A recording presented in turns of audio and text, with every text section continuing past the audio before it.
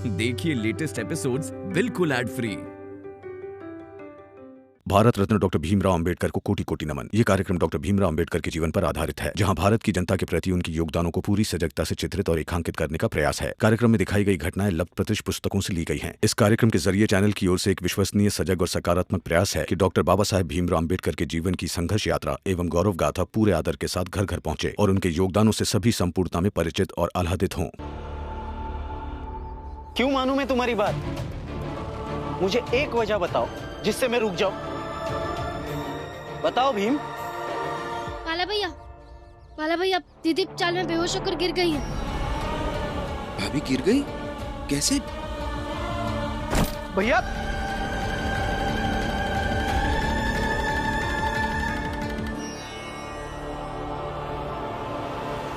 रमेश सुरेश ने अगर अपनी माँ को मार दिया होता तो हम उस भीमराव का नाम फंसा देते, लेकिन नहीं, ये भी नहीं हुआ। बैठिए। कृष्णदेव जी, समझ नहीं आ रहा कि हमारी हर चाल नाकामयाब कैसे हो रही है, और ये भी तो नहीं समझ में आ रहा कि अब आगे क्या करना है। नरोत्तम, कुछ ना कुछ तो करना ही होगा, वरना उस भीमराव के हौसले और बुलंद होते जाएंगे।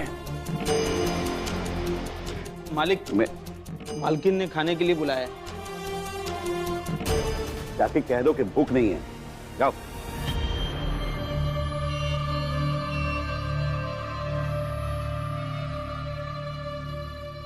मालिक, बुरा ना मानो तो एक बात बोलूं? बोल। मालिक, भीम से उलझकर आप दोनों बेवजह परेशान रहते हैं, और आप अपने घर का खोया, मक्खन, मलाई वाला खाना भी इस तनाव में नहीं खाते, और वो भीमराव खुशी खुशी सुकून से सूखी रोटी खाता है। क्या फायदा इस सबका? मैं तो कहता हूँ मालिक, आप उलझो ही मत।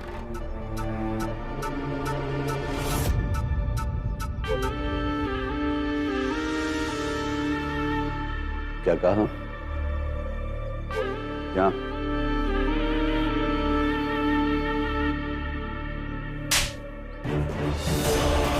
प्रयत्न करने पर पत्थर पर भी लकीर बन जाती है, देखा होगा ना तूने। इसलिए हम प्रयत्न करते रहेंगे। अपनी हैसियत का निशान हम उस छोटी जात वाले भीमराव के शापित जीवन पर छोड़कर रहेंगे, समझा? कृष्णदेव जी,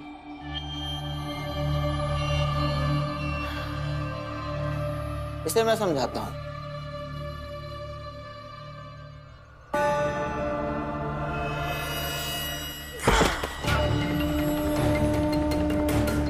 हट! हट!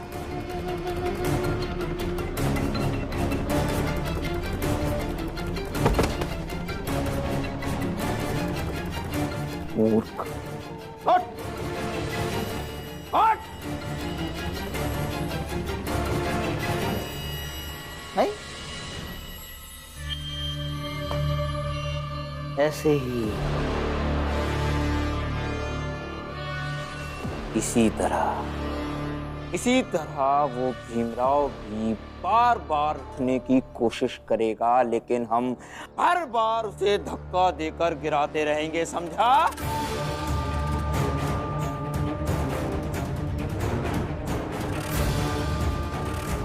निकल।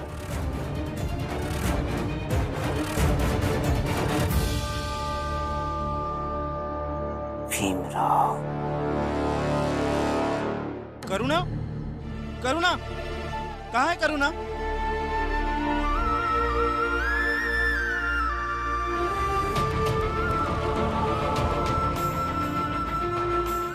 करुणा, करुणा, क्या हुआ तुम्हें?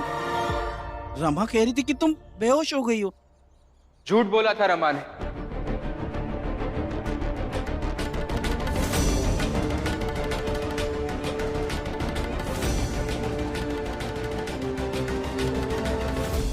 झूठ बोला था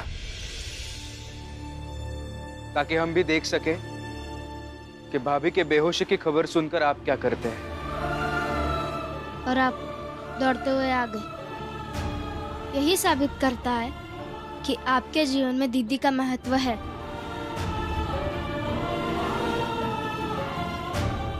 और जिन रिश्तों का महत्व हो उसे संभाल कर भी रखना चाहिए।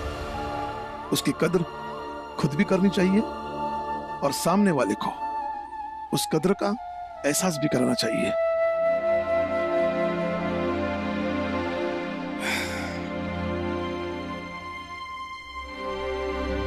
भैया, मैंने जो शर्त रखी थी वो मान लीजिए। क्या पता शायद सब कुछ ठीक हो जाए। आप मुझे 10 दिन दे दीजिए। इन 10 दिनों में आपके सही और भाभी के गलत के बीच एक मुकाबला करवाएंगे। अगर आप जीत गए तो मैं ये मान लूंगा कि पति हमेशा सही होता है, लेकिन अगर आप हार गए तो आपको ईमानदारी से अपनी गलती कबूल करनी होगी और भाभी के साथ एक नए सिरे से रहना होगा।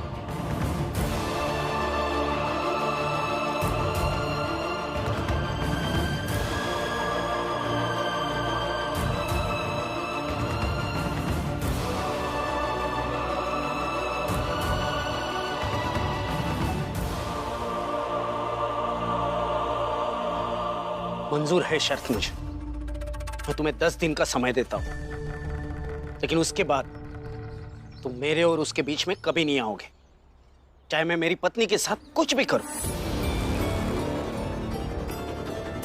ठीक है।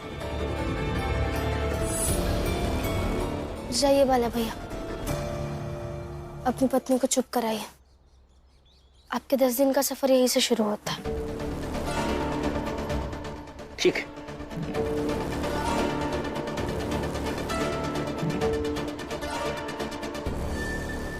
जो बाला भैया वर्षों से ऐसे रहे, वो 10 दिन में बदल जाएंगे क्या? पता नहीं रमा, लेकिन कोशिश तो करनी होगी ना। और इसी कोशिश में हम उस प्रक्रिया की भी तलाश कर लेंगे जिससे गुजरकर पुरुष मानसिकता से ग्रसित एक पति को हम सुधार सके। बाकी देख लेंगे क्या होता है। ये भी ठीक है। जीवन भर बाला भैया और दीदी लड़ते झगड़ते रहे, इससे अच्छा तो यही है कि दोनों में सब कुछ ठीक हो जाए।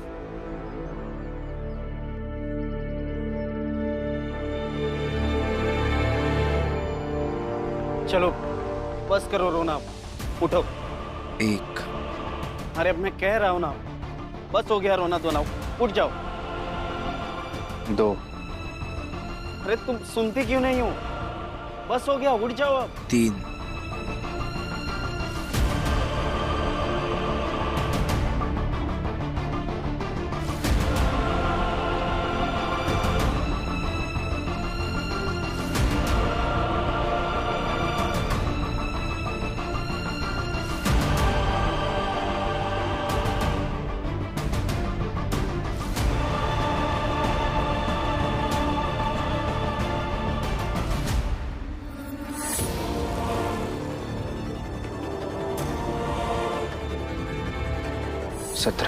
देखो मैं आखिरी बार पूछ रहा हूँ तुमसे, तुम सुनने वाली हो या फिर मैं? तुम बहू से ऐसे बात नहीं कर सकते हो। बात करने की तमीज नहीं है। बाबा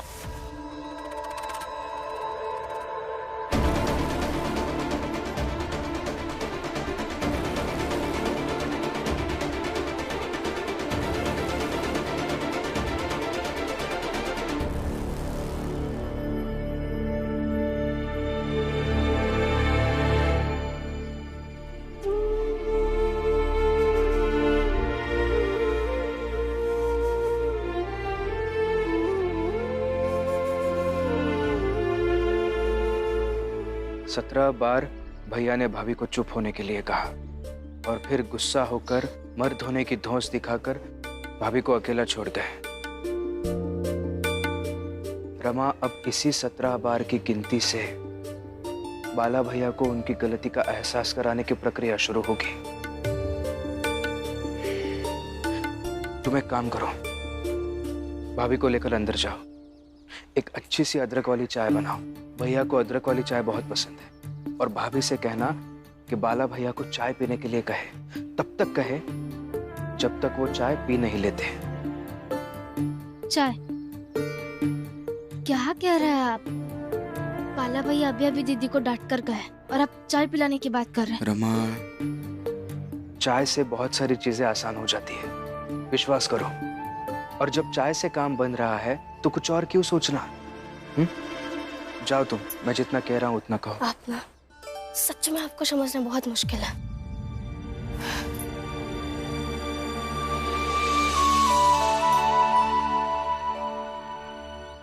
दीदी अंदर चलिए, चलिए अंदर चलिए। मैं कह रही हूँ ना, अंदर चलिए, उठिए, चलिए।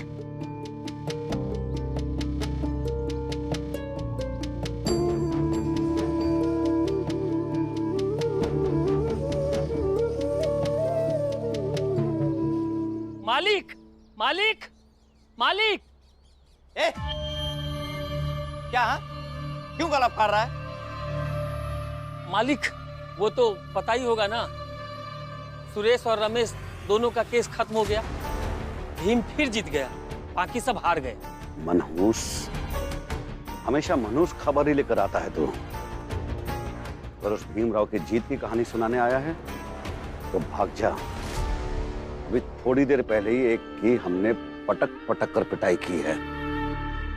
मालिक, जीत की कहानी नहीं बल्कि लड़ाई का एक नया मैदान खुल गया है, उसके बारे में बताने आया हूं। वैसा मैदान जहां लड़ा जा सकता है और जीता भी जा सकता है। हितेश, विस्तार से बता, कैसा मैदान?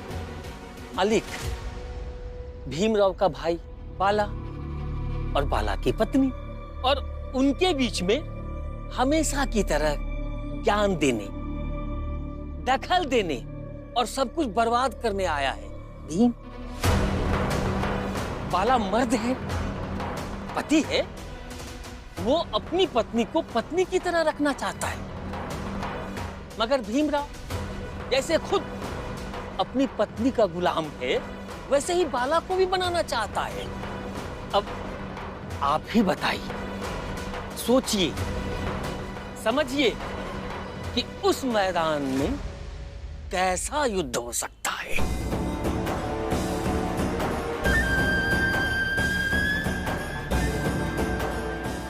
बाला, बाला की पत्नी।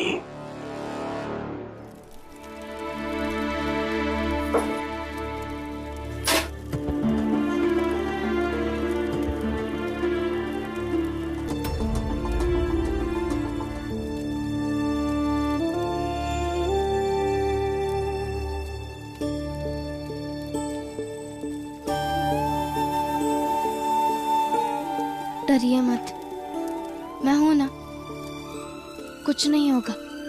डालिए।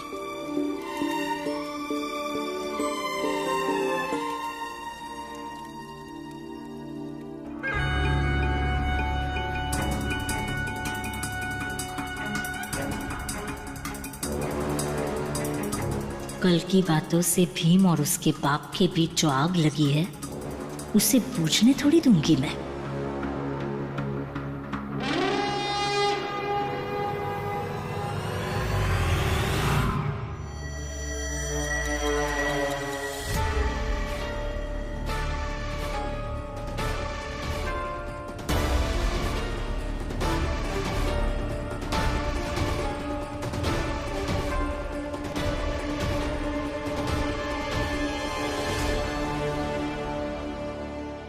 क्या सोचा? क्या हुआ? भूल गए मेरे न्याय के बारे में?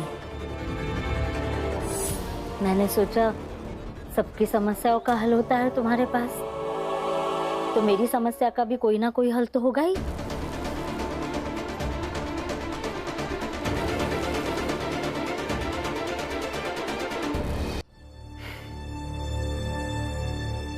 मुझे अफसोस है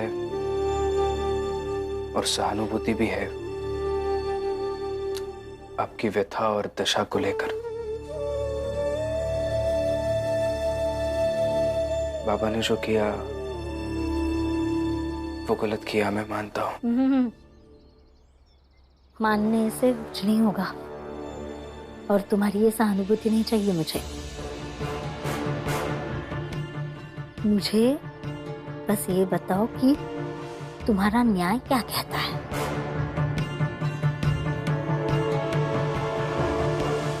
अच्छा, सोचा ही नहीं अभी तक।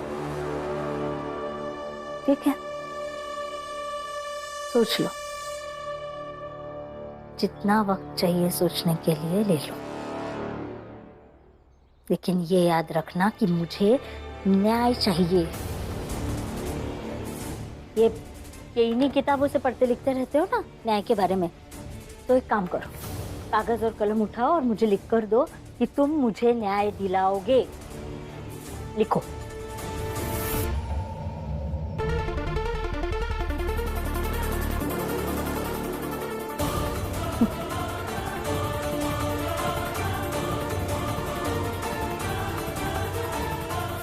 तुम तो कहते फिरते हो कि न्याय के लिए कुछ भी कर सकता हूँ, फिर मैं तो सिर्फ लिख कर मांग रही हूँ तुमसे। अच्छा, नहीं लिख कर दे सकते हो तुम। अगर नहीं लिख कर दे सकते हो तो कसम खाओ, अपनी आई भीमाबाई की कसम खाओ कि इसके बाद दुनिया के सामने मुंह उठाकर ये नहीं कहोगे कि ये भीमराव अंबेडकर न्याय के लिए कुछ भी कर सकता है। कसम खाओ।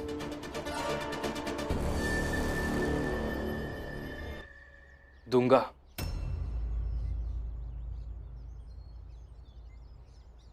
मैं लिख कर दूंगा आपको कि आपको न्याय मिलेगा और उसके लिए मैं लड़ूंगा।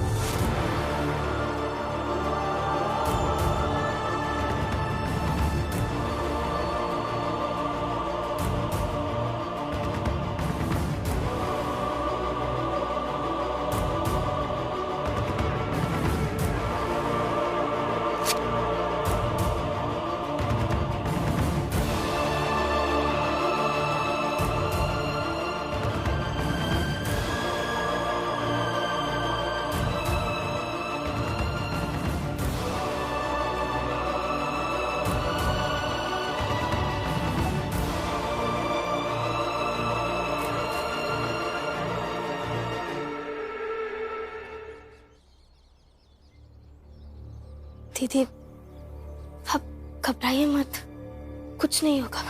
चाहिए चाय देकर आई। नहीं रमा, मैं नहीं जाऊंगी। वो गुस्से में चाय फेंक देंगे और मुझ पर हाथ भी उठाएंगे। मैं नहीं जाऊंगी। दीदी। रमा,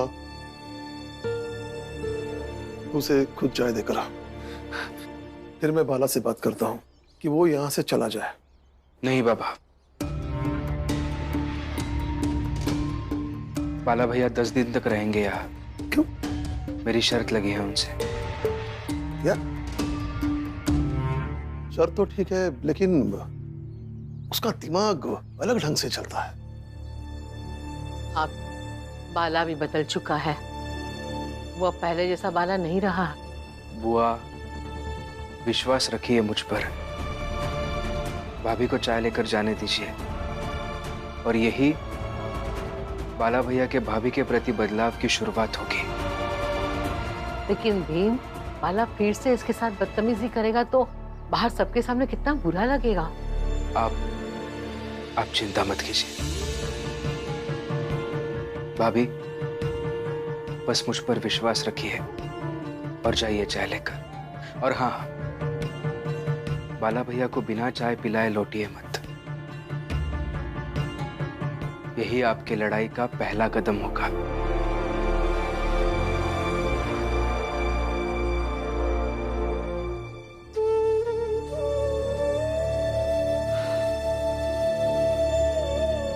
ठीक है भीम, मैं जाती हूँ।